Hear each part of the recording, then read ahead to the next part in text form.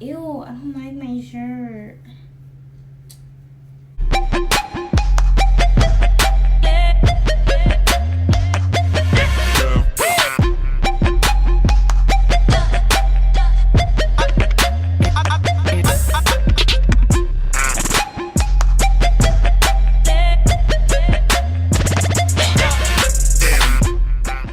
Hey guys, so I know it's been like a whole month since I have been talking to you, but hi again, I'm back. And I know I do this, I literally look at all my videos. I say this every time. I wish that I can make videos more consistent. Anyways, I wish that I can make videos more consistently, but apparently I'm really bad at that. So I'm just back with another video. I know you're looking at my head thing different, but I'm like trying like a new look, and I thought it was kind of cute. But if you don't think it's cute, I mean, that's your opinion. Anyways, so I'm recording a podcast and a video blog at the same time. But I'm glad you're tuning back in, and I just have some quick stuff to say to you. So, look at my face. Look at my face. Look at my face. So I went 90 days without wearing makeup, and I just want to tell you guys what happened. So start from the beginning. I am not like a chronic makeup wearer, so it's not like I have to have makeup on every day as I go out of the house, but I do like to wear makeup to like events, or if I'm going to like a wedding, a party, or out on the town. Or I don't go out on the town often, but I like to look cute when I do. Or I wear it to like Sunday morning church service or something, because I like to take pictures and be cute and post a lot of stuff on Instagram. But anyways, I just was like, I want to get closer to God, and like some of the things that were in the way were like image. Like I focused a lot on what I look like was my face cute, or do I have on a perfect outfit? And I just wanted to get rid of those distractions, and then again kind of just learn myself. So that's what the point of this 90-day no makeup challenge was. It wasn't that I don't know what people thought that I was doing, but it was just a challenge for myself, because I felt like makeup was a distraction for me, and it's not bad. I'm gonna go back to wearing it.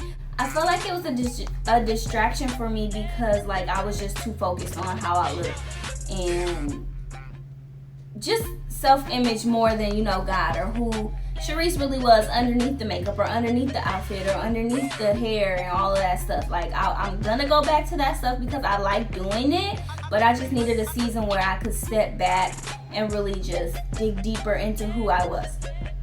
So I went without makeup for 90 days, and I have a list of like 10 things that happened. Well, so I will say, so I started this on June 22nd.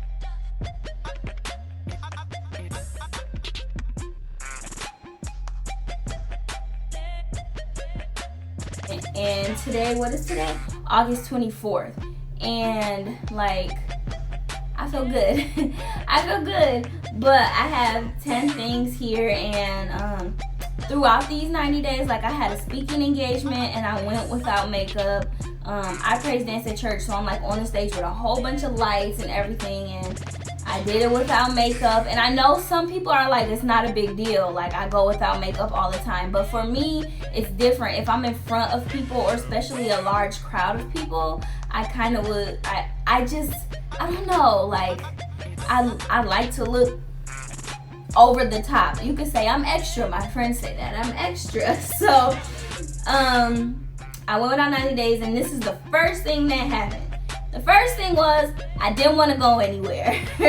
Like I didn't want to go to any events. I didn't want to go to any baby showers, weddings, party.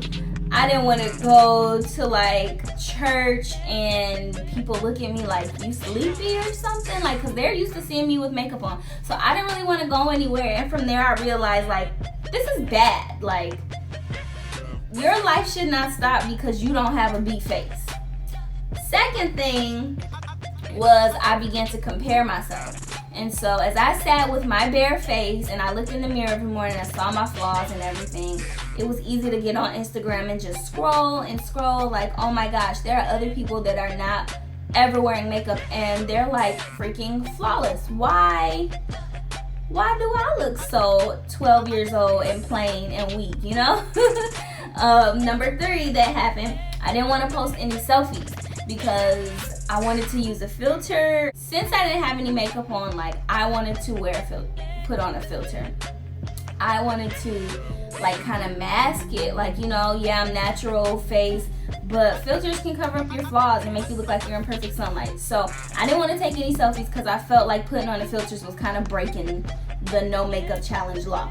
Number 4, I used teeth whitening strips. So I spent so much time in my face that I began to find other flaws about me, you know? I nitpicked on myself so much that I don't have bad teeth, but I was like, yeah, your teeth could be whiter.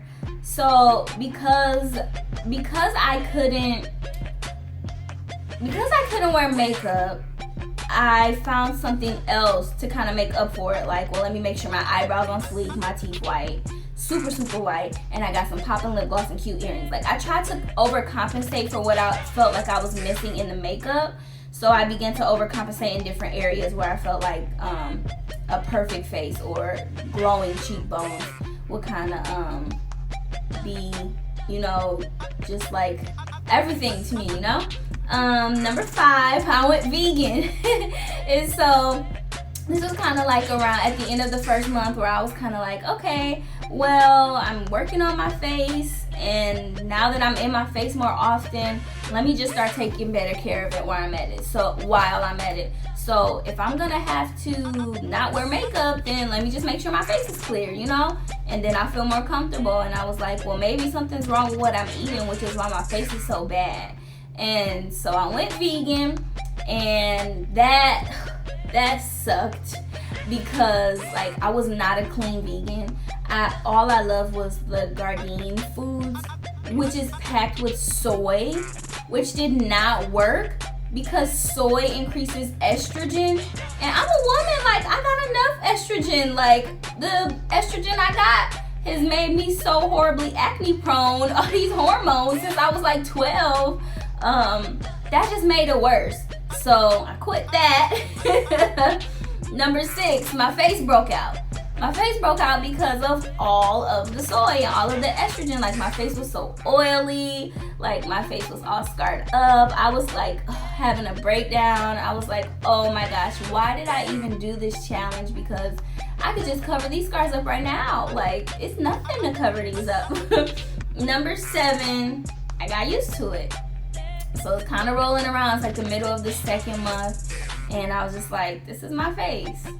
And like this, I can't change it. I can do what I can to manage it, and I can't do anything more. You know, I accept it. This is who I am. You're gonna like me like this, or you're not. Number 8, I started to like it. So the more I woke up every morning to this fresh face and like a dewy glow, it just felt better, you know? I liked it. I felt comfortable. I liked not being late, you know, trying to put on makeup all the time. And I just began to see who I truly was and how beautiful I really was. Number 9, I actually have become fine without makeup. So at the end of 90 days, I've actually become really comfortable without makeup. And oh my gosh, I'm super comfortable. I can't begin to explain. Like my prayer at the beginning was like, Lord, help me to love myself more. It's hard in this social media age not to get trapped in the image of what everyone else is doing and what everyone else looks like. How they're so beautiful and, you know, flawless, but none of that is really real. Like we all have our flaws. People are only gonna show you what they want you to see, and I took it upon myself to show people what I didn't want them to see so that it would no longer like trap me, you know? I didn't want to be trapped in poor self-image, you know? That's really what it was. And if we want to go a little deeper, I had to deal with a root of rejection that was in me. It was I've been rejected so much in my life, and once I started to dress cute or wear makeup or have these cute Instagram pictures, that people seemed like they began to accept me. And so I did what seemed like got people to accept me. And doing that so much, it kind of just took away from who I really was at the core. I didn't realize that the people that were rejecting me were the people that weren't supposed to be in my life anyways. I just wanted love, you know? I didn't want to feel rejected. Ever since I was little, I didn't want to feel rejected. And doing this forced me to have to deal with that. Because some people were like, oh, you're naturally beautiful. But let's just be honest. When I posted a picture with a beat face compared to a natural face, I didn't get as many likes as I did. And I had to be okay with that. And it sounds so funny because as Christians, we think that we don't go through this. We do go through this, especially as women. We like to look good. We like to be accepted. And I think we just have to deal with that. That's something that I had to deal with, was the root of rejection that was in me. And it's not to say that makeup is the cause of any of this, or makeup is the devil, or makeup is bad. It's not. It was just something that was deterring my focus from what really was down on the inside of me.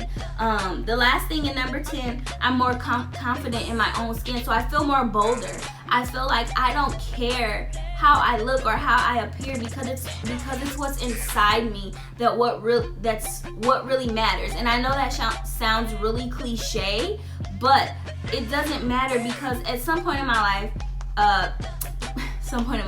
like 3 months ago, I would have been like, I don't want to go in front of anybody and speak, or I don't want to go jump in nobody's face and I look a mess or I look a wreck and witness. Like, my witness was literally being tarnished because I was so focused on my appearance, and I was so focused on my appearance because I was so used to being rejected that somebody finally accepted me because I looked good, and I was addicted to that. And so I had to break that addiction, and I had to break that cycle, and I used makeup to do that, and I just pulled it away. It was just a distraction to me because I was so focused on watching makeup tutorials. How can I do a wing liner? How do I apply this lash? I want to get eyelashes. I want to get my eyebrows filled in. And it made me more critical of other women as well, because I'll look at my face and I'll compare to the next woman and be like, oh, her eyebrows not as fleeky as mine.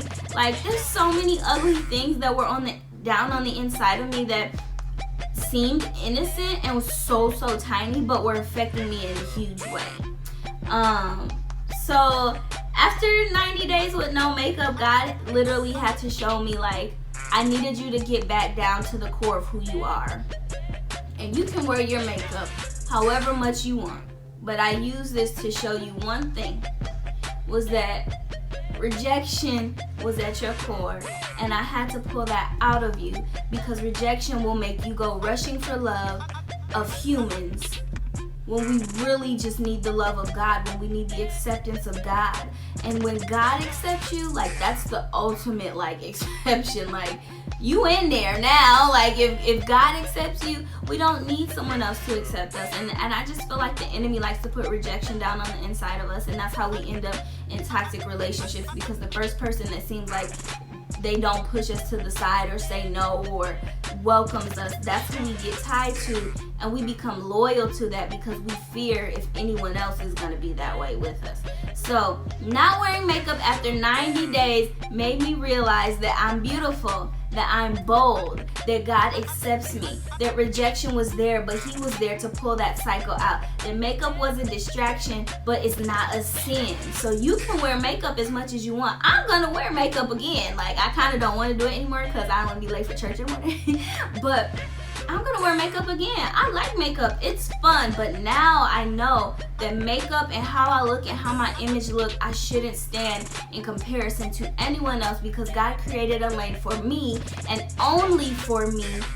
I can't reach the people that I'm supposed to reach in the lane God created for me if I'm driving in somebody else's lane, or if I'm driving in my lane and looking out the window towards them the whole time, because I'm really not going anywhere then. I'm sitting here. I'm tying my identity to what someone else looks like. God can't bless who I pretend to be. I think I heard Sarah Jakes Roberts say that. God can't bless who I pretend to be. Sharice looks cute with the makeup on, but deep down inside, that Sharice with the makeup on 90 days ago was comparing herself to somebody on Instagram.